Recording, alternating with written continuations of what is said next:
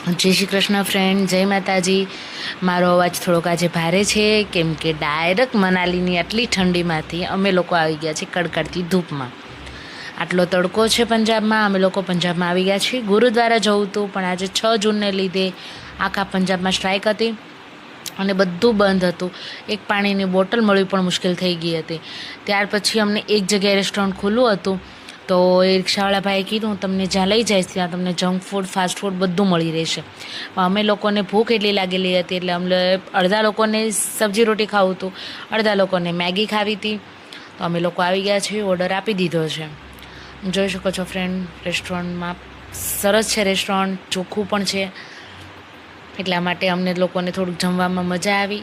અને પંજાબમાં આવ્યા એટલે પનીરની સબ્જી બેસ્ટ હતી ત્યાં, અને બધાએ મેગી પણ ખાધી, અમે લોકોએ શાક રોટલી પણ ખાધા અને એ બધું નાસ્તો કર્યા।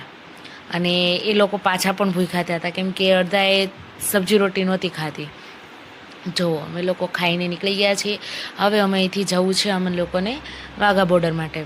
તો ચલો વાઘા બોર્ડર જવા માટે નીકળી ગયા છે। પંજાબના લોકોનો બધાનો સ્વભાવ પણ સારો હતો કેમ કે માનુષીને પાણીની એટલી તરસ લાગી હતી અને બધી સ્ટ્રાઇકને લીધે કે પાણીની બોટલ નહોતી મળતી, ત્યારે રિક્ષાવાળા ભાઈએ અમને પાણીની બોટલ પણ એની પોતાની આપી દીધી હતી।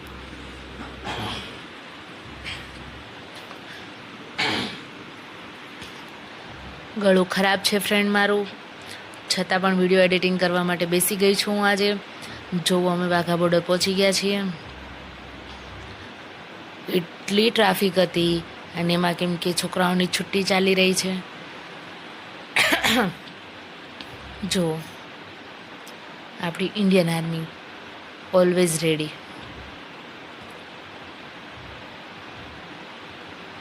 જો અમે લોકો નીકળ્યા પછી છોકરાઓ કેટલા હેપી છે કે આપણને અંદર આજે જોવા મળવાના છે પાકિસ્તાનની બોર્ડર। બધા પાકિસ્તાન જોવા માટે એટલા હેપી હતા કેમ કે ઇન્ડિયામાં તો આપણે રહીએ છીએ પણ બધાને એમ જોતું કે પાકિસ્તાનની આર્મી કેવી હશે। અને પાકિસ્તાનમાં જોવા માટે અમે લોકો પણ થોડાક એક્સાઇટેડ હતા કેમ કે એ પણ અમારે જોવું હતું કે ત્યાં કેવું છે, ત્યાંનું વાતાવરણ કેવું છે। બસ એક તારની બોર્ડર આડી અને બીજી સાઈડ પાકિસ્તાન। અમે અહીંયા રસ્તામાં છીએ છતાં પણ એટલા બોર્ડ આવી રહ્યા છે કે પાકિસ્તાનમાં જે લાહોર આવે ને 23 કિલોમીટર દૂર લાહોર। જુઓ ફ્રેન્ડ કેટલો તડકો છે છતાં અમે છોકરાઓને લઈને નીકળી ગયા છે કે પાછા ક્યારે અમે ત્યાં આવીએ।